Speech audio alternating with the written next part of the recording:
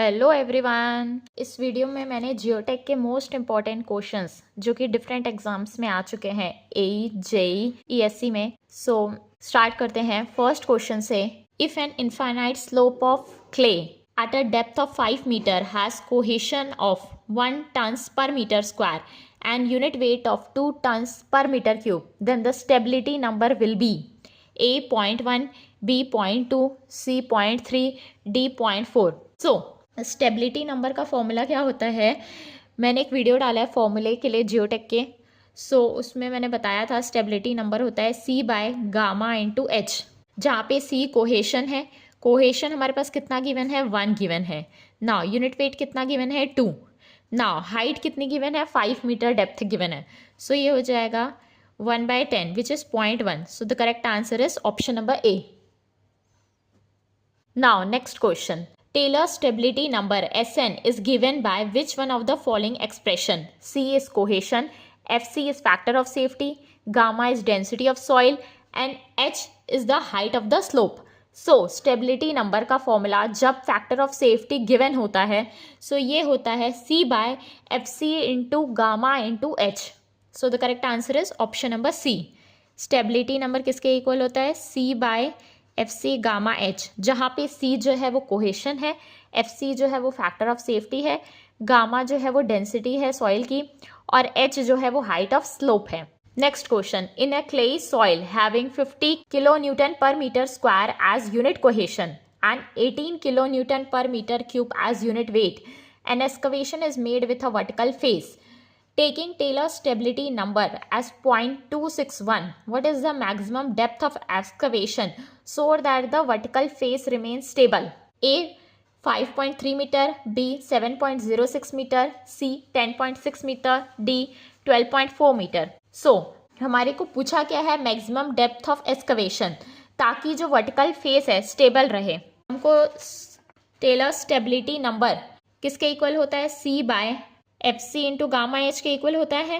ठीक, हमको पूछा है मैक्सिमम डेप्थ, मीन्स एच की वैल्यू पूछा है ताकि जो वर्टिकल फेस है स्टेबल रहे। मीन्स फैक्टर ऑफ सेफ्टी क्या हो गई, 1 हो गई स्टेबल के लिए। कोई भी चीज़ स्टेबल है मतलब क्या है, उसकी फैक्टर ऑफ सेफ्टी क्या हो गई, 1 हो गई। यहाँ से वैल्यू पुट कर देंगे 2.261 इक्वल्स टू कोहेशन। कोहेशन क्या गिवन है, 50 kilo newton per metre square. ये हो जाएगा 50 by 1 into gamma, unit weight 18 given है। नाउ एच हमको फाइंड करना है। यहाँ से एच की वैल्यू आ जाएगी 50 by 18 into 0.261। This will come out to be 10.64 metre. The correct answer is option number C. Next question. In a cohesionless soil deposit having a unit weight of 1.5 tons per meter cube and an angle of internal friction of 30 degree, the active and passive lateral earth pressure intensities in tons per meter square at a depth of 10 meter will respectively be. हमको पूछा है active और passive earth pressure. Given क्या है यहाँ पे, gamma 1.5 tons per metre cube, depth height 10 metre, angle of internal friction 30 degree. K क्या होता है, 1 minus sine 5 by 1 plus sine 5 होता है। यहाँ से जब हम 30 डिग्री पुट कर देंगे ये क्या हो जाएगा, 1 minus sine 30 by 1 plus sine 30। Sine 30 1/2 होता है। ये हो जाएगा 1/3। नाउ KP क्या होता है, 1/KA होता है। KP आ जाएगा 3 के इक्वल, या फॉर्मूले से भी कर सकते हैं 1 plus sine 5 by 1 minus sine 5, उससे भी वैल्यू 3 आएगी। नाउ हमको पूछा क्या है, एक्टिव अर्थ प्रेशर PA। ये किसके इक्वल होता है, KA into gamma H. KA की वैल्यू आ गई 1/3, gamma 1.5, height 10 metre. This will come out to be 5 tons per metre square. Now similarly passive earth pressure किसके इक्वल हो जाएगा, KP into gamma into H. KP 3 है, gamma 1.5 है, H 10 है। This will come out to be 45 tons per metre square. The correct answer is option number B. Next question. Active earth pressure per meter length on the retaining wall with a smooth vertical back as shown in figure will be. So हमको पूछा क्या है, active earth pressure पूछा है पर metre length में। So active earth pressure पर metre length, सो ये किसके इक्वल हो जाएगा, 1/2 KA into gamma H square के। सो ये नॉर्मल सॉइल गिवन है, एक ही सॉइल है, सो ये हो जाएगा KA की वैल्यू क्या हो जाएगी, 1 minus sine five by 1 plus sine five. So ये आप डायरेक्ट यहाँ पे भी लिख सकते हैं, 1 minus sine five by 1 plus sine five into gamma into H square. So this will be 1/2 1 minus sine 30 by 1 plus sine 30 gamma क्या given है, 2 गिवन है, एच कितना, हाइट ऑफ द वॉल क्या है 9, सो ये हो जाएगा 9 स्क्वायर। सो इसकी वैल्यू कैलकुलेट कर लेंगे, this will come out to be 27 tons per metre length on wall. ये फॉर्मूला कैसे आया, हाफ ऑफ मीन्स जो नीचे एक्ट करता है वो क्या होता है, के गामा एच होता है। यहाँ पे हमारे पास हाइट क्या है, एच हाइट है। सो ये हो जाएगा टोटल जो प्रेशर एक्ट करेगा वॉल में वो इस ट्रायंगुलर शेप का हो जाएगा। सो वो इसके एरिया के इक्वल हो जाएगा हाफ ऑफ के गामा एच इंटू एच। सो ये हो जाता है हाफ ऑफ के गामा एच स्क्वायर। और ये कहाँ पे एक्ट करता है, इसका resultant h/3 distance from the base of the wall, ये बेस से h/3 डिस्टेंस में ये एक्ट करता है ना। अगर यहाँ पे पैसिव अर्थ प्रेशर पूछता तो half of KP into gamma into H square होता, के की जगह KP होता। Next question, match list 1 type of structure with list 2 type of pressure exerted by Sandy backfill and select the correct answer. ये list 1 given है और यहाँ पे लिस्ट 2 गिवन है। लिस्ट 1 में क्या गिवन है, a masonry retaining wall founded on compressible clay. B. Pressure on the back of a cantilever sheet pile wall near the embedded end. C. A masonry retaining wall founded on rock. List 2 में क्या given है, active pressure, second earth pressure at rest, third passive earth pressure. So जब भी masonry retaining wall होती है जो कि compressible clay में फाउंड होती है वो क्या होगी, बैकफिल से अवे जाएगी। और कोई भी चीज अगर बैकफिल के से दूर जाती है, मीन्स जो पीछे जो सॉइल होता है उससे दूर जाती है, तो क्या होता है, जो वॉल में प्रेशर एक्ट करता है वो होता है एक्टिव अर्थ प्रेशर। सो इसका आंसर हो जाएगा first, active pressure. Now second है, नियर एम्बेडेड वॉल जो होती है वो क्या होती है, बैकफिल के टूवर्ड्स जाएगी। और कोई भी चीज अगर बैकफिल के तरफ जाती है सो पैसिव अर्थ प्रेशर उस वॉल में एक्ट करता है। सो इसका आंसर हो जाएगा third. Now masonry retaining wall अगर रॉक में फाउंडेड है, मीन्स कोई भी वॉल अगर रॉक में फाउंडेड है मतलब वो स्टेशनरी है, सो यहाँ पे जो अर्थ प्रेशर सब्जेक्टेड होगा वो एट रेस्ट होगा, मीन्स इसका आंसर हो जाएगा सेकेंड। सो इसका फर्स्ट, इसका थर्ड, इसका second, so option A is the correct answer. Next question, given that C equals to 2 tons per meter square, phi equals to 0 degree and gamma equals to 2 tons per meter cube, the depth of tension crack developing in a cohesive backfill would be A 1 meter, B 2 meter, C 3 meter, D 4 meter.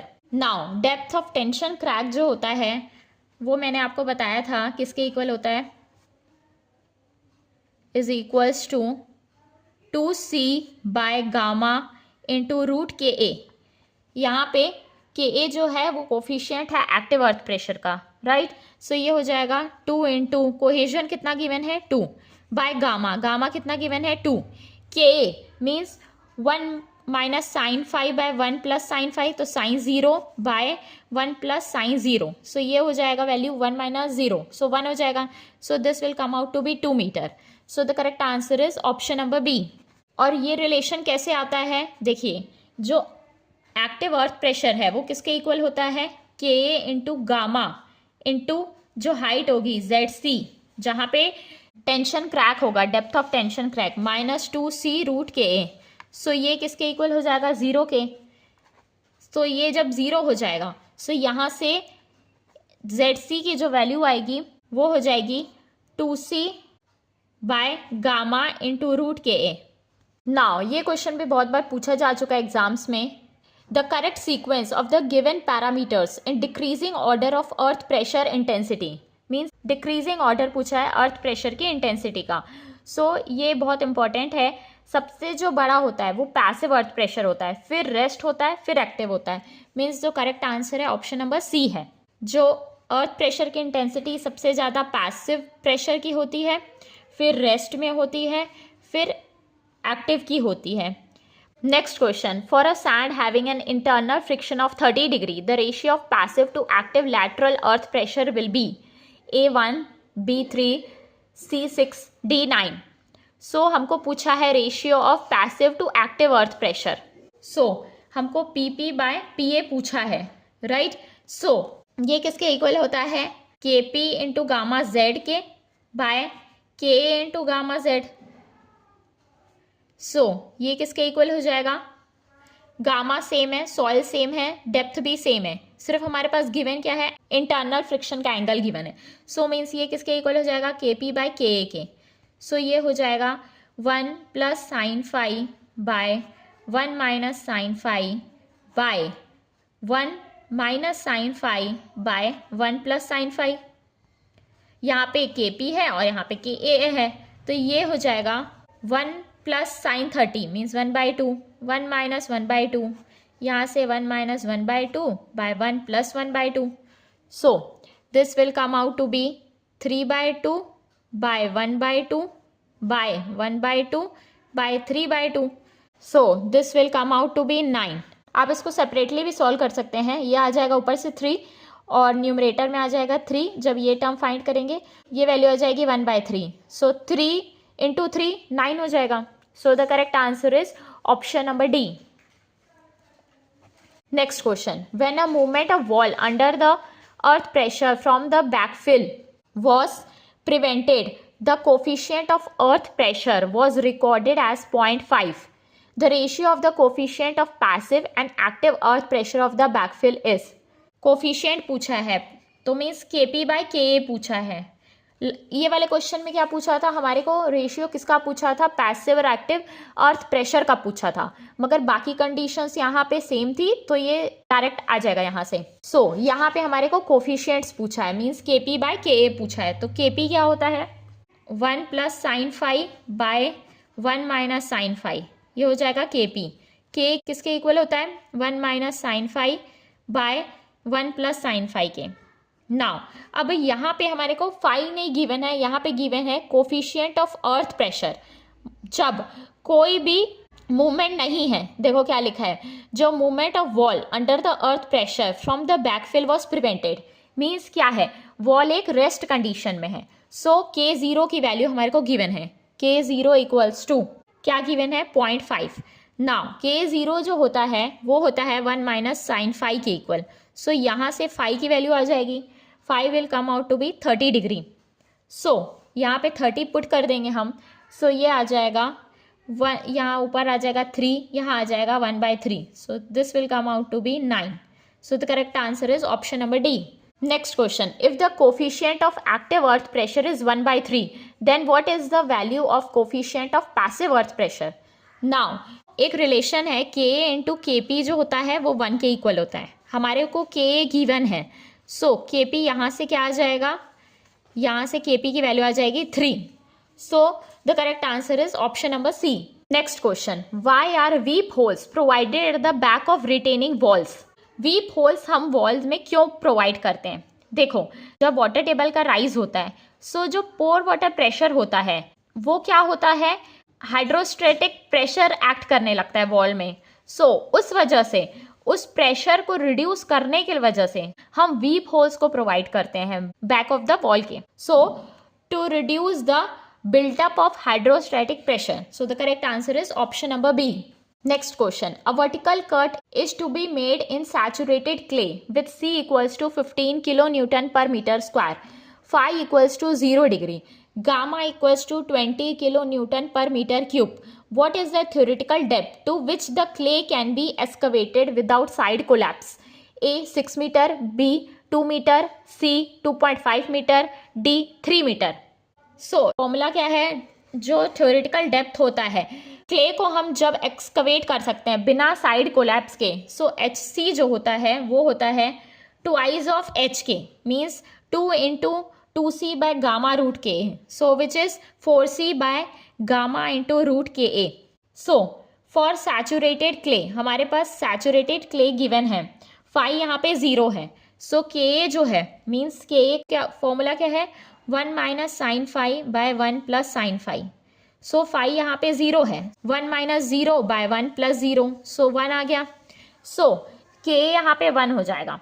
So depth 4c, 4 into cohesion 15 given है, gamma 20 given है, और root 1 यानी 1 हो जाएगा। So this will come out to be 3 metre.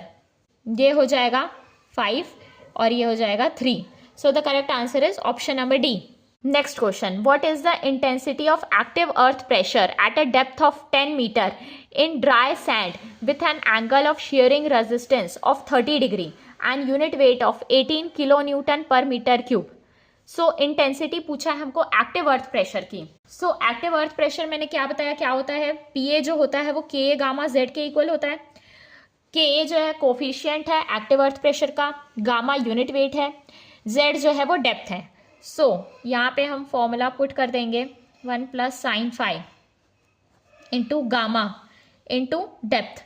सो यहाँ पे phi कितना given है 30 degree, 1 minus sine 30 1/2, 1 plus 1/2, gamma unit weight कितना गिवन है 18 गिवन है, डेप्थ जो है वो 10 मीटर है। So this will come out to be 1/2 3/2 into 18 into 10। So ये हो जाएगा 1/3। सो मीन्स यहाँ से ये हो जाएगा 1/3 into 18 into 10।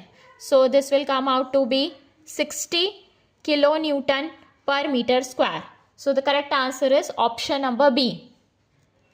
Next question. When a vertical face excavation was made in a clayey silt having density of 20 kilonewton per meter square, it failed at a depth of excavation of 4 meter. What is the cohesive strength in kilonewton per meter square of the soil if its angle of internal friction was 30 degree? So हमको C की value पूछा है। So हमको पता है critical depth जो होती है वर्टिकल कट के लिए, critical depth of vertical cut वो किसके इक्वल होती है, S C equals to 4c by gamma into root K A.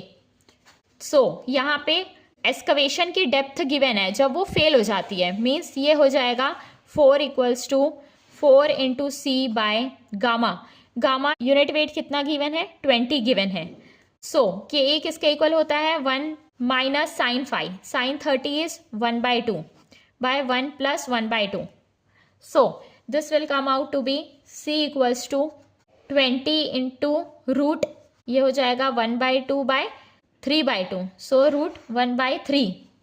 सो इसकी वैल्यू आप फाइंड कर लेंगे, this will come out to be 11.54 means 11.6 हो गया ये। So option C is the correct answer. Next question.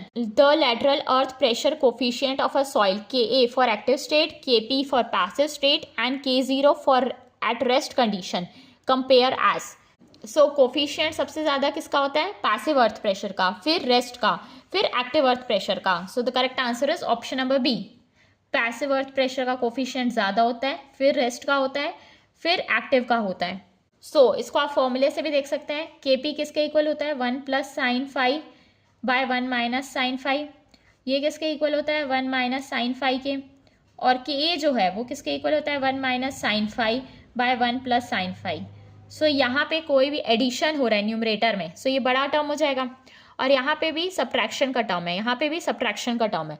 सो जो सबसे बड़ी वैल्यू है वो केपी हो जाएगी। Next question, a wall with small vertical back and 10 meters height retains cohesionless material with a horizontal surface.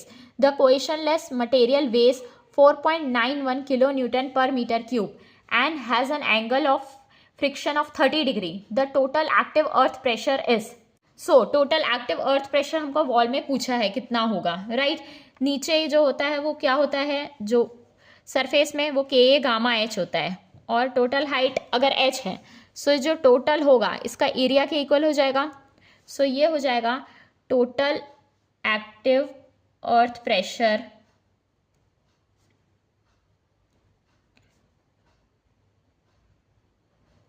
Is equals to P equals to half of K into gamma into H square, इसका area.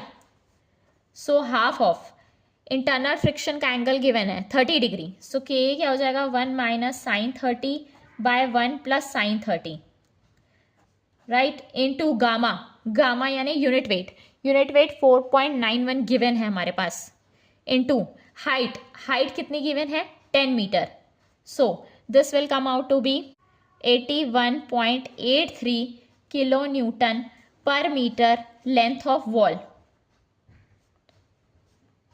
So the correct answer is option number A. Next question. A rigid retaining wall of 6 meter height has a saturated backfill of soft clay soil. What is the critical height when the properties of clay soil are? Gamma saturated is equals to 17.56 kilonewton per meter cube and cohesion equals to 18 kilonewton per meter square. हमको critical height पूछा है और soil कैसा है, clayey soil है, सो phi यहाँ से 0 हो जाएगा, सो जो हाइट है वो किसके इक्वल हो जाएगी 4c बाय गामा के, राइट। नाउ 4 टू c यहाँ पे कोहेशन है, कोहेशन गिवन है 18, गामा सैचुरेटेड है, so this is 17.56, so this will come out to be 4.1 metre, so the correct answer is option number D. Next question. Influence factor for immediate settlement of footing depends on its A. Size and shape, B. Rigidity alone, C. Location and size, D. Size, shape, rigidity and location. So जो settlement का formula होता है immediate settlement footing के लिए वो किसके equal होता है Q into B by E into 1 minus mu square into IF, जहाँ पे E है मॉड्यूलस ऑफ इलास्टिसिटी, B जो है विड्थ होता है लोडेड एरिया का जो कि सर्कुलर एरिया के डायमीटर के इक्वल होता है, म्यू जो है वो पॉइसन रेशियो है, और IF जो होता है ये इन्फ्लुएंस फैक्टर होता है, ये डिपेंड करता है रिजिडिटी और शेप में लोडेड एरिया के। सो जो करेक्ट आंसर है वो हो जाएगा ऑप्शन नंबर डी। सो किस किस पे डिपेंड कर रहा है बी यहाँ पे क्या है विड्थ है, सो मीन साइज पे भी डिपेंड करेगा, शेप ये इन्फ्लुएंस फैक्टर जो होता है IF ये किस पे डिपेंड करता है रिजिडिटी और शेप में, सो शेप भी रिजिडिटी भी, और किस लोकेशन में ये एक्ट कर रहा है, so the correct answer is option number D. Now next question, match list 1 in C2 test and list 2 measurement and select the correct answer. List 1 में क्या गिवन है SPT test, B plate load test, C field vane shear test, D CPT test. List 2 में क्या given है penetration resistance and value, second load settlement data, third point resistance and skin friction, fourth in C2 shear strength. Now SPT test जो होता है ये bearing capacity देता है soil की और ये यूज होता है ग्रैनुलर सॉइल्स के लिए, और SPT टेस्ट जो होता है ये कोरिलेशन होता है एन वैल्यू का और सॉइल पैरामीटर्स के बीच। सो ये किस पे डिपेंड करेगा penetration resistance means N value पे, और प्लेट लोड टेस्ट जो होता है ये क्या यूज करता है लोड सेटलमेंट कर्व को यूज करता है ये बियरिंग कैपेसिटी ऑफ सॉइल को फाइंड करने के लिए। सो इसका आंसर हो जाएगा second. Now field vane shear test, field vane shear test जो होता है वो यूज किया जाता है इन C2 शेयर स्ट्रेंथ को फाइंड करने के लिए जो कि हम कोहेसिव सॉइल के लिए यूज करते हैं। नेक्स्ट CPT टेस्ट, ये point resistance and skin friction के लिए यूज होता है, so the correct answer is option number A 1 2 4 3। आप 2-3 ऑप्शन भी चेक कर सकते हैं, उससे भी आपको सही ऑप्शन मिल जाएगा। Next question, match list 1 contact pressure distribution diagram with list 2 description of footing and select the correct answer. यहाँ पे हमारे पास फुटिंग का डायग्राम गिवन है और ये किस फुटिंग के लिए है वो हमको पूछा है। सो यहाँ पे 2 इंपॉर्टेंट कंसेप्ट हैं जो कि मैं बता देती हूँ। फर्स्ट क्या होता है, अगर फुटिंग फ्लेक्सिबल है, सो फ्लेक्सिबल फुटिंग में क्या होता है जो प्रेशर होता है वो यूनिफॉर्म होता है, मीन्स जो प्रेशर उसमें एक्ट करेगा वो सेम एक्ट करेगा। नाउ अगर रिजिड फुटिंग है सो यहाँ पे जो सेटलमेंट होता है वो यूनिफॉर्म होता है। सो देखिए जो फर्स्ट और फोर्थ फुटिंग है यहाँ पे क्या है सेटलमेंट यूनिफॉर्म है, यहाँ से लोड एक्ट कर रहा है, यहाँ पे भी लोड एक्ट कर रहा है, सो जो सेटलमेंट यहाँ पे हो रहा है वो सेम है। सो फर्स्ट और फोर्थ ये कौन सी फुटिंग हो गई rigid footing. Now rigid footing किस किस ऑप्शन में, फर्स्ट और थर्ड में। नाउ यहाँ पे कोहेसिव सॉइल की जब हम बात करते हैं सो जो प्रेशर एक्ट करता है सेंटर में वो क्या होता है मिनिमम होता है, और एडजेस में मैक्सिमम होता है। सो डी का जो करेक्ट आंसर है वो फर्स्ट हो जाएगा और फर्स्ट का जो है वो थर्ड हो जाएगा। ठीक, इसका आंसर 3 हो जाएगा और इसका जो ऑप्शन फर्स्ट हो जाएगा। राइट नाउ अब नेक्स्ट ऑप्शन है हमारे पास बी और सी। यहाँ पे देखिए जो प्रेशर एक्ट कर रहा है, मीन्स ये जो लोड यहाँ पे एक्ट कर रहा है वो यूनिफॉर्म है इसमें और इसमें, इस फुटिंग में। सो ये फ्लेक्सिबल फुटिंग हो गई ना। फ्लेक्सिबल फुटिंग हमारे पास दो टाइप्स की है, एक कोहेसिव और एक कोहेशनलेस सॉइल के लिए। सो जब कोहेसिव की हम बात करते हैं, यहाँ पे क्या है देखो, प्रेशर सेम है, ये हो जाएगी कोहेसिव सॉइल के लिए। प्रेशर जब सेम रहेगा फ्लेक्सिबल फुटिंग में, सो इसका आंसर हो जाएगा सेकेंड। नाउ अगर प्रेशर का डिस्ट्रीब्यूशन जब इस तरीके से है कि सेंटर में जो है वो मिनिमम प्रेशर होगा और एडजेस में मैक्सिमम होगा, सो ये केस हो जाता है कोहेशनलेस सॉइल के लिए। सो इसका करेक्ट आंसर हो जाएगा ऑप्शन नंबर 4। सो इसका करेक्ट आंसर है 3, 2, 4, 1। So the correct answer is option number C. अगर आपको मेरा वीडियो पसंद आया तो प्लीज़ वीडियो को लाइक करें और मेरे चैनल को सब्सक्राइब करें। Thank you.